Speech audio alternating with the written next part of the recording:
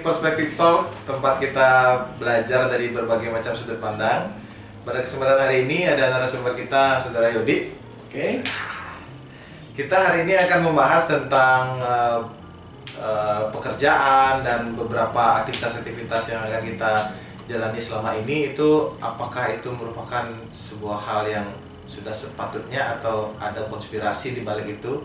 Nah, mungkin topik kita hari ini adalah tentang keyakinan dan konspirasi gitu. Jadi mudah-mudahan bisa mendapatkan informasi atau sudut pandang lain dari perbincangan pada pagi hari ini. Oke, langsung saja. Yang pertama kita akan membahas sedikit tentang kehidupan kita dulu nih. Nah, kehidupan kita ini sebenarnya kita yang mengendalikan atau kita dikendalikan sih gitu. Nah, mungkin bisa berikan sedikit pandangannya, Bro Yodi. Siap. Oke, thank you untuk pertanyaannya. Artinya, ini kan pertanyaan menarik ya. Artinya, ini hanya apa yang saya jelaskan ini sebatas persepsi sih ya, sebatas sudut pandang ya. Mungkin bisa benar, bisa salah gitu. Mungkin orang lain punya sudut pandang yang berbeda dari saya istilahnya gitu. Berarti begini, ketika kita lahir gitu kan. Habis itu kita sudah seolah-olah ya sepertinya, seolah-olah kita sudah diatur hidup kita gitu loh. Lahir, nanti kita kan masuk TK, habis itu SD 6 tahun, habis itu SMP 3 tahun, SMA 3 tahun, kuliah, habis itu mencari pekerjaan gitu. Seolah-olah tanda kutip ya, terdoktrin kita seperti itu gitu kan. Sehingga ketika suatu saat kita punya anak, kita kan melakukan hal yang sama lagi terhadap anak kita gitu kan. Karena apa? Karena memang sistem yang ada di kehidupan kita saat ini gitu.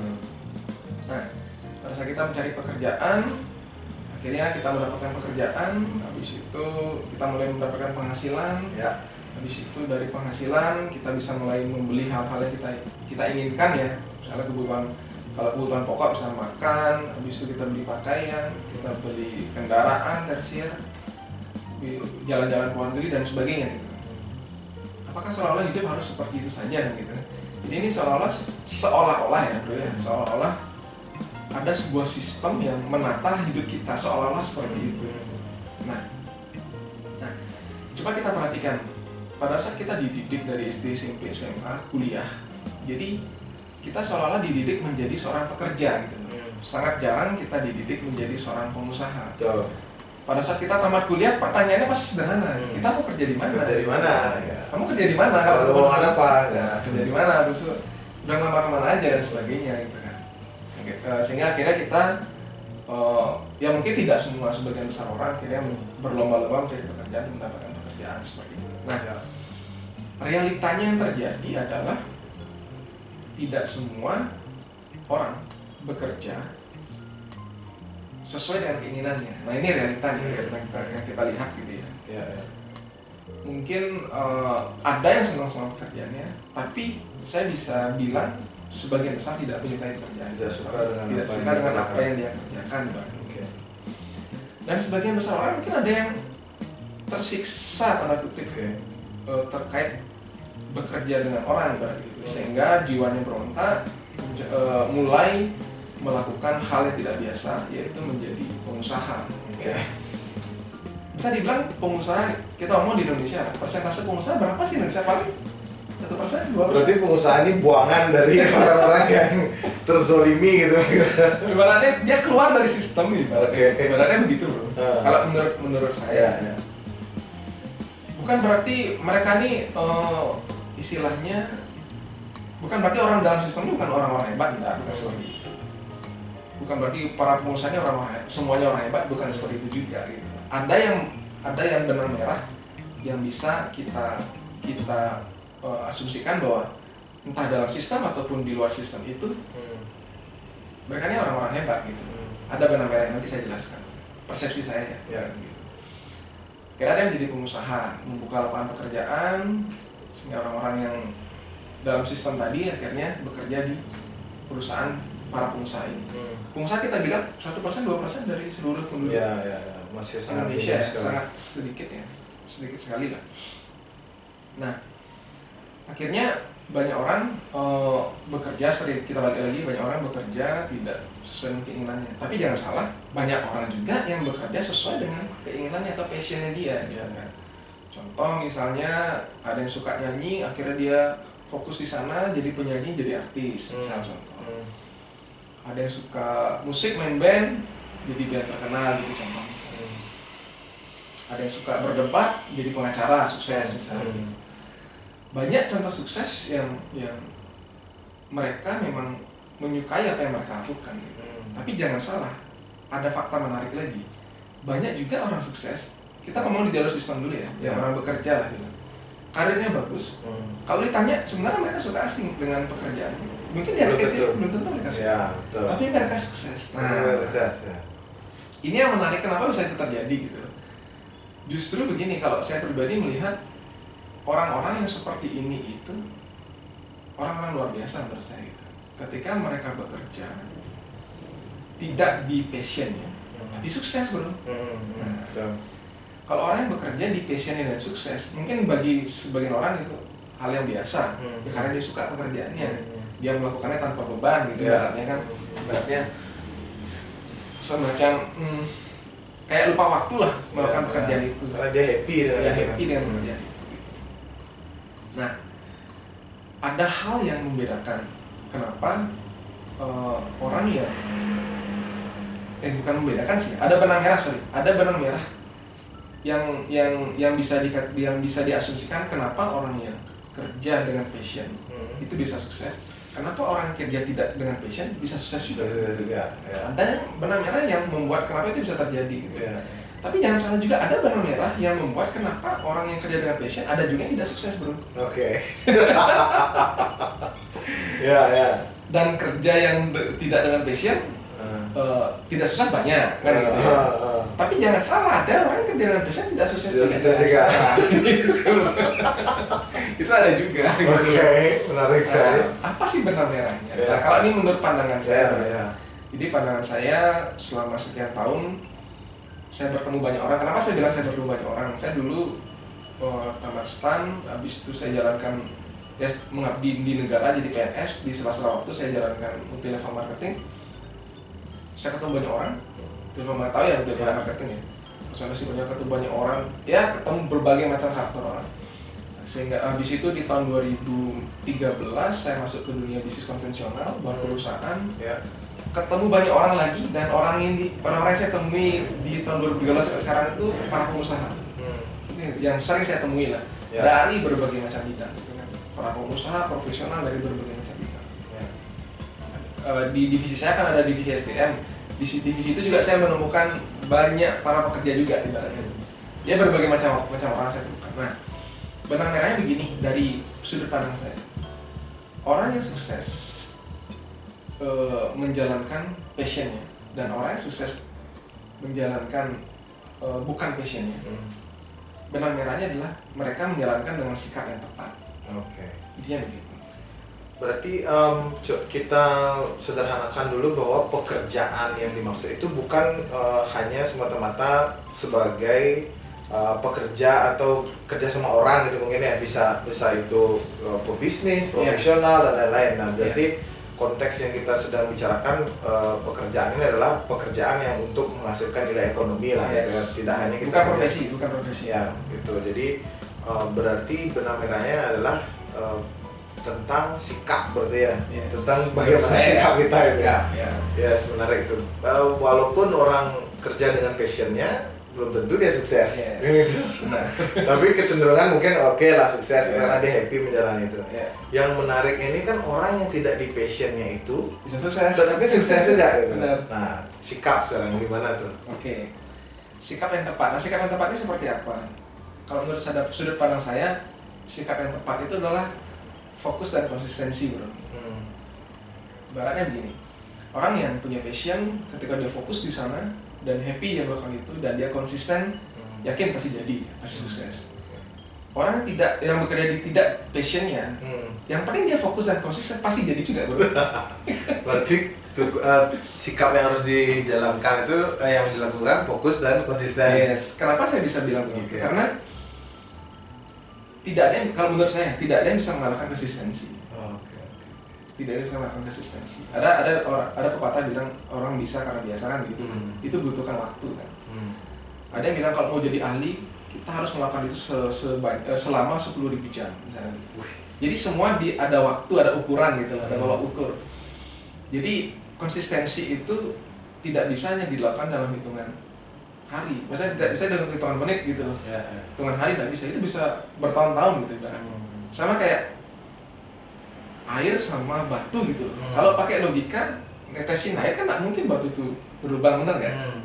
Tapi kenapa kok ada batu yang bisa berlubang gara-gara ditetesin air setiap hari? Karena konsisten. Ada konsisten. Asik. Bertahun-tahun ditetesin bro, bertahun-tahun lubang juga batu itu bro. Oke, kita agak naik sedikit sekarang. Ya. Pekerjaan tadi kita sudah dapat sebuah hal yang menarik, konsistensi itu. Kalau kita agak tarik ke atas gitu, sebenarnya pekerjaan ini apakah sebenarnya kita menciptakan pekerjaan atau jangan-jangan memang ada sesuatu di atas kita yang sudah mengatur kita harus mengerjakan sesuatu itu? Ya, menarik tuh pertanyaan. Oke, nah balik lagi ke sistem yang tadi kita bahas di awal.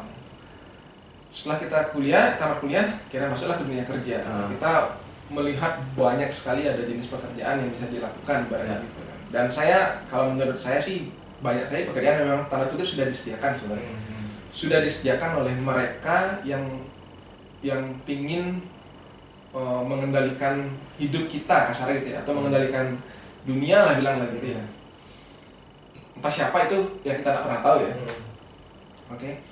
Jadi ada pekerjaan-pekerjaan seperti itu gitu. Pekerjaan yang membuat kita akhirnya terjebak tanda kutip di sistem itu gitu. Oke, nah nanti saya jelaskan apa yang bisa kita lakukan, yang saya pribadi juga akan lakukan ya, dan saat ini juga sedang lakukan, bagaimana kita bisa menjalankan hidup dengan lebih dengan lebih memegang kuat kebebasan kita sebagai manusia ibaratnya gitu kan. Kita lahir dengan kebebasan bro gitu. Kurang lebih begitu. Nah, nyambung ke pekerjaan tadi, begitu banyaknya pekerjaan ya yang tersedia membuat kadang-kadang orang bingung harus melakukan pekerjaan yang mana. Ada orang yang terselamatkan dengan passionnya. Oke, saya suka musik, dia mulai mencari informasi tentang musik, mulai bermusik dan sebagainya. Dan dia larut dalam kehidupan bermusik dan sukses di situ. Bagaimana kalau ada orang yang tidak menemukan passionnya? Dan dia tidak tahu passionnya apa? Misalnya passionnya rebahan gitu. Sekarang kan work from home ini passion rebahan paling famous. Dia bingung apa passionnya gitu, sehingga yang menggerakkan dia bukan passion, bro. Yang menggerakkan dia adalah kebutuhan. Kebutuhan akan makan, kebutuhan akan hidup. Kalau saya nggak bekerja, saya nggak dapat uang, kan begitu. Kalau nggak dapat uang, saya nggak bisa beli makan, saya nggak bisa makan, nggak bisa hidup. Akhirnya itu yang menggerakkan mereka, gitu. Menggerakkan kebutuhan dasar yang menggerakkan mereka untuk mendapatkan pekerjaan agar bisa menghasilkan uang. Bukan mereka aja, saya pun juga sama, mungkin guru pun juga sama. Kebutuhan dasar yang menggerakkan mereka. Jadi passion, kalau menurut saya, kebutuhan dasar itu yang menggerakkan sebagian besar orang dibandingkan passion. Yang tergerakkan oleh passion banyak bro, tapi jauh lebih banyak yang tergerakkan oleh kebutuhan. Sehingga dia akhirnya bekerja, melakukan pekerjaan apapun gitu ibaratnya. Asalkan bisa menghasilkan uang dan bisa membiayai hidup. Nah, ketika kebutuhan dasar sudah terpenuhi bro, kan gitu kan, maka muncullah apa yang muncul selanjutnya ya? Kebutuhan dasar. Kan kebutuhan udah terpenuhi, mulailah muncul keinginan-keinginan. Keinginan yang lain. Keinginan yang lain kan. Party misalnya. Macam-macam lah. Mulai bekerja lagi lebih keras lagi, mendapatkan hasil yang lebih besar lagi. Nah, problemnya muncul begini bro. Kita balik ke konsistensi yang tadi. Pada saat kita melakukan pekerjaan, kenapa harus fokus dan konsisten? Ini harus jadi satu gitu. Karena terkadang sekarang kita menjalankan pekerjaan ini, entah sebagai pebisnis ataupun sebagai karyawan ataupun sebagai profesional. Kita mulai bekerja menghasilkan income. Dan di tengah perjalanan, ibaratnya kita naik mobil bro. Kita naik mobil apa contohnya? Mobil MPV lah. Lagi fokus nih, lagi jalan, lagi kita nyetir nih. Di lampu merah kita berhenti mau istirahat sejenak. sambil ada sport car lewat. Cis. Mulai noleh ke kiri kan. Ya. Kelengnok, Ya nggak apa-apa lah. sport car Ci. Wes, Gitu kan. orang Bali mas ya. Oke. Sport car gitu kan. Mulai fokusnya goyah, terdistraksi mulai. Oke. Keren kayak sport car gitu kan. Kalau saya naik sport car, kayaknya saya bisa mencapai tujuan saya akan lebih cepat. Oh iya deh. Padahal belum tentu. Kan gitu kan ya. Artinya apa? Fokus kita tuh banyak sekali terdistraksi, tergoyahkan dengan tanda kutip hijaunya rumput tetangga, gimana gitu. Ya. Padahal belum tentu rumput tetangga itu lebih hijau. Gitu. Sehingga ketika kita fokus menjalankan sebuah pekerjaan dan kita goyah nih kan, contoh jalankan bisnis A. Wah, bisnis B lebih enak. Kayaknya bisnis B lebih bagus kayaknya gitu kan. Karena melihat ada contoh suksesnya lebih cepat. Dia sudah jalankan ini 3 tahun di situ, setahun lebih sukses. Kenapa sih buang waktu di sini? Mulai dia mencoba bisnis B. Padahal dia nggak tahu bisnis B itu seperti apa, resikonya seperti apa, dia jalankan tidak berhasil juga. Habis itu dia melihat bisnis C, kayaknya bisnis C lebih bagus, pindah lagi ke bisnis C, bisnis D dan seterusnya. Dan semua hidupnya yang dia lakukan adalah pindah-pindah bisnis. Dia sukses untuk pindah-pindah bisnis. Sukses untuk tidak pernah sukses di satu bisnis. Benar sekali. Berapa banyak seperti itu kita? Pasti banyak. Ya, kita balik ke pekerjaan. Bagaimana kalau misalnya seorang bekerja? Awalnya dia fokus di dunia pariwisata contoh. Fokus di sana, setelah menjalankan dia melihat kok temannya di dunia perbankan lebih sukses, kayaknya lebih enak masalahnya kamu. Mulai dia pindah jalur gitu loh. Dia sudah sekian tahun di sini, dia pindah jalur, sehingga dia harus ulang lagi, mempelajari lagi dan sebagainya. Waktu yang dia habiskan di dunia pariwisata itu seolah-olah tanda kutip terbuang ibaratnya gitu loh. Ya memang tidak terbuang sia-sia, ada pengalaman yang dia dapatkan dan sebagainya. Tapi ketika dia pindah jalur, dia harus mempelajari lagi dari awal. Gitu. Sehingga startnya yang harusnya dari nol, startnya dia harusnya bisa sama-sama dari awal, ya. Yang di sini dia sudah jalan 10, dia harus balik lagi dari nol gitu loh. Untuk mempelajari awal bisnis yang baru tadi ya. Bisnis yang baru atau pekerjaan yang baru. Oke. Sehingga fokusnya hilang, konsistensinya ya. Gitu. Oke, tadi kita sudah berbicara tentang bagaimana sih caranya untuk kita bisa sukses gitu, atau bagaimana sikap kita yang tepat adalah tentang fokus dan konsisten. Nah sekarang bagaimana caranya agar kita bisa fokus dan konsisten? Silakan. Oke, menarik nih. Bagaimana caranya kita fokus dan konsisten? Ada 2 hal yang mungkin bisa dibilang bertolak belakang, seolah-olah bertolak belakang. Padahal sebenarnya itu ada benang merah yang bisa disatukan. Maksudnya bertolak belakang ini. Kita sering mendengar bahwa kita harus punya goals, kan gitu ya. Kita harus punya impian, gitu kan. Untuk jadi sukses kita harus punya impian, kita harus punya goals, gitu kan. Pokoknya seolah-olah kita diajak untuk tanda kutip berambisi gitu loh. Hidup ini harus berambisi, seolah-olah begitu ya. Untuk mengejar goals, menaikkan level kehidupan dan sebagainya gitu kan. Nah di satu sisi beberapa kepercayaan mengajarkan. Nah di kepercayaan saya pribadi juga mengajarkan bahwa justru kita bekerja itu seharusnya itu tanpa mengharapkan hasil. Atau kalimat yang mudah dicerna itu bekerja dengan ikhlas. Ini kan seolah-olah gak nyambung nih bro. Satu sisi kita harus bekerja dengan ikhlas, di satu sisi kita harus bekerja untuk menggapai goals. Goals harus jelas. Harus jelas, itu kan harus terukur. 2020 ini goals terukur. Iya benar. Oke. Nah, itu dua ininya. Seolah-olah dua kutub. Nah, seolah-olah utara dan selatan ini nggak nyambung nih seolah-olah. Gitu kan. Jika bumi bulat, berarti utara dan selatan kan. Iya. Coba bumi datar kan. Bumi datar beda. Oke. Nah, kalau menurut pandangan saya nih bro, sekali lagi ini persepsi ya, mungkin bisa benar bisa salah. Sebenarnya ini menurut saya ada benang merahnya. Bukan harus dipilih salah satu, bukan, tapi harus dikombinasikan. Untuk bisa fokus dan konsisten tadi. Dikombinasikannya seperti apa? Goals kita harus punya bro, wajib harus punya. Kita sebagai pengusaha, sebagai pekerja, goals dalam hidup kita harus punya. Entah itu macam-macam ya goals dalam hidup ya, setiap orang masih beda-beda ya. Kita harus punya, karena goals itu yang membuat kita bergerak kan gitu. Oke. Nah, pada saat kita bergerak seperti yang tadi saya bilang, kan kita mulai tergoyahkan gitu, terdistraksi dengan rumput tetangga lebih hijau lah, kenikmatan lain yang menggoyahkan kita untuk fokus lah, macam-macam lah yang membuat kita goyah. Nah, pada saat kita menjalankan goals itu ibaratnya agar kita selalu on the track. Nah, yang menjaga kita agar tidak keluar jalur itu adalah sikap yang tadi, sikap kita terhadap pekerjaan, yaitu bekerja dengan ikhlas tadi. Kita bekerja tanpa mengharapkan hasil. Itu maksudnya adalah kita bekerja saja, karena kadang-kadang hasil itu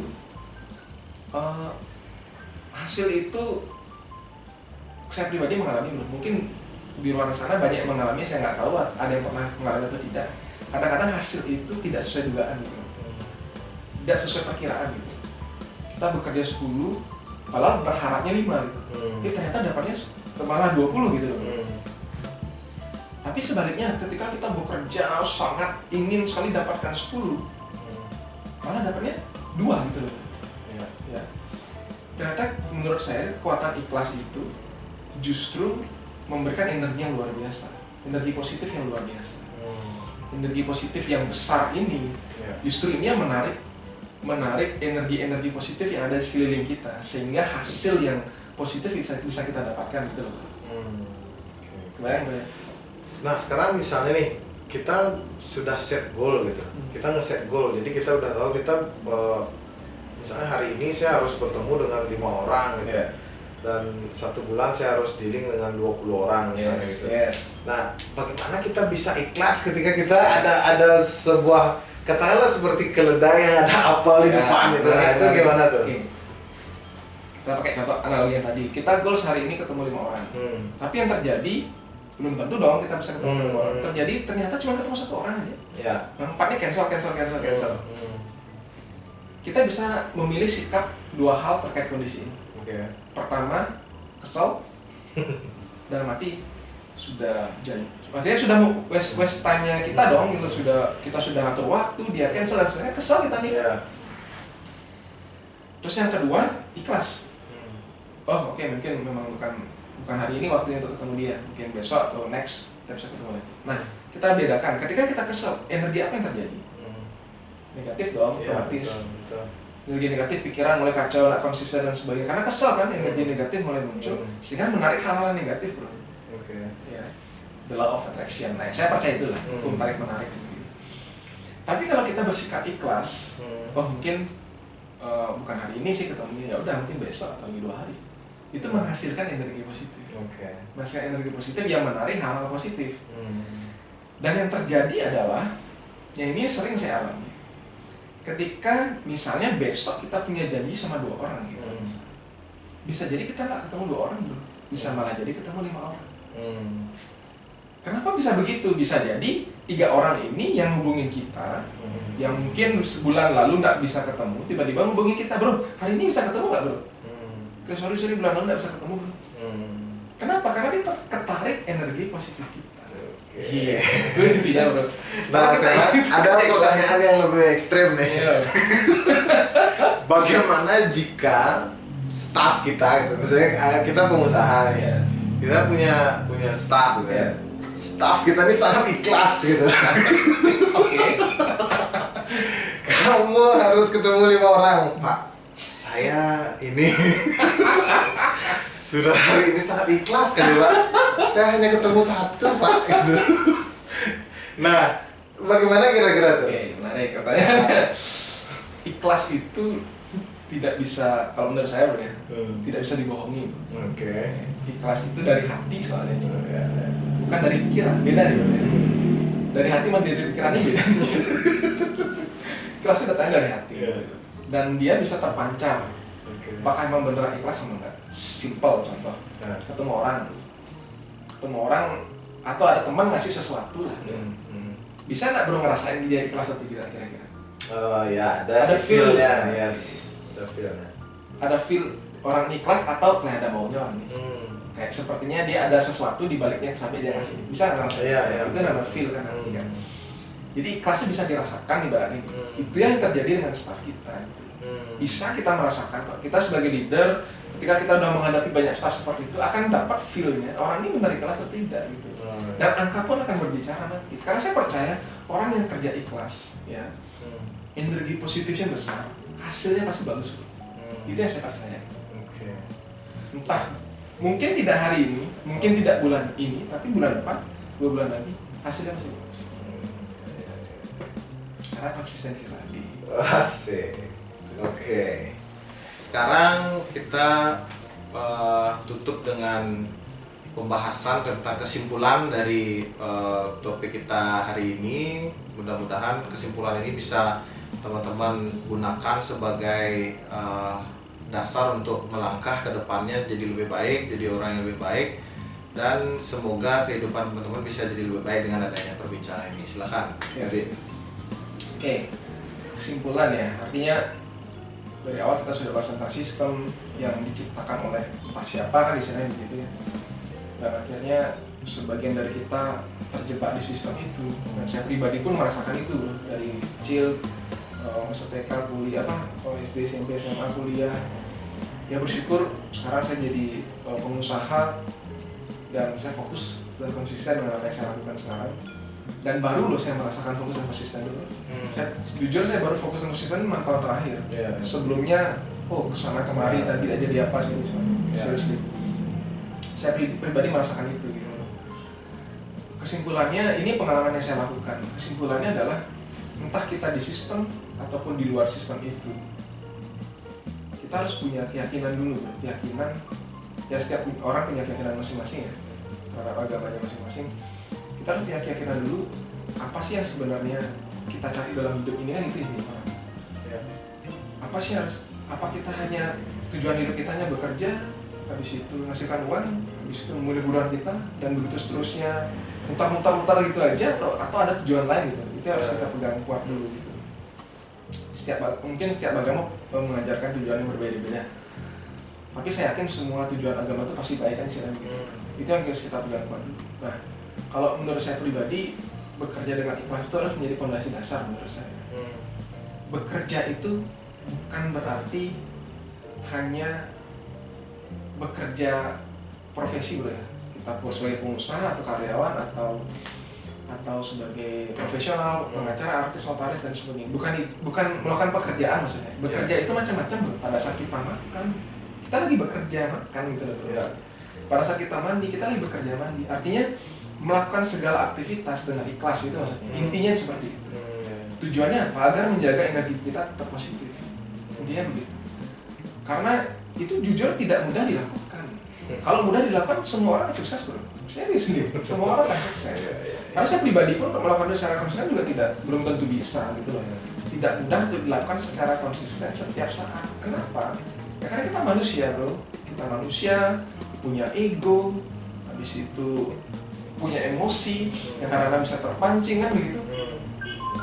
Karena kita manusia sekali lagi, dan manusia itu mudah terpancing dan sebagainya gitu kan. Karena itu kita harus punya keyakinan yang kuat dan kita harus punya fondasi yang kuat agar tidak mudah terpancing itu gitu. Tidak mudah terdistraksi itu, tidak mudah larut dengan tanda kutip kenikmatan-kenikmatan yang disediakan ibaratnya. Apakah tidak boleh masuk ke dalam kenikmatan itu? Boleh aja. Tidak masalah gitu. Yang penting tidak larut gitu istilahnya. Sekedar menikmati tidak masalah gitu. Yang penting tidak larut ibaratnya seperti itu. Dan kita harus tetap ikhlas menjalankan itu agar energi kita tetap terjaga positif. Sehingga goals kita itu bisa tercapai gitu loh. Karena energi kita positif, karena saya percaya goals itu senang dengan energi yang positif. Semakin positif energi kita, goals itu akan semakin menekan. Oke, berarti goals semakin itu senang negatif, dengan, ya semakin negatif itu senang dengan energi yang positif. Oke, berarti Semakin itu konklusinya. Yes, semakin negatif dia semakin menjauh. Oke. Oke. Thank you teman-teman, ini luar biasa banget hari ini dari Yodi. Mudah-mudahan bisa teman-teman mendapatkan informasi dan pelajaran yang baik untuk kehidupan yang lebih baik. Sampai jumpa di Perspective Talk berikutnya. Thank you, bye.